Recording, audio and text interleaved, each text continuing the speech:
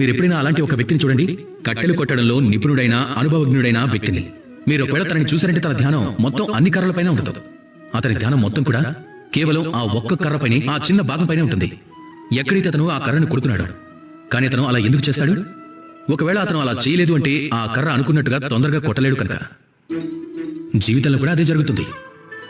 మీరు ఏదైనా లక్ష్యాన్ని పెట్టుకున్నారనుకోండి, మార్గాన్ని ఎంచుకున్నారనుకోండి, ఏదైనా పని చేయాలనుకున్నారనుకోండి, నిశ్చయించుకున్నారనుకోండి, అప్పుడు మీ పూర్తి ధ్యానం మొత్తాన్ని కేవలం దాని మీదే కేంద్రీకరించండి. ఒకవేళ మీ మనసు అక్కడ ఇక్కడ చూసిందంటే, దృష్టి మళ్ళింది అంటే, దారి మళ్ళింది అంటే, ఒకవేళ ఇలానే జరిగింది అంటే కనుక మీరు విజయాన్ని సాధించలేరు.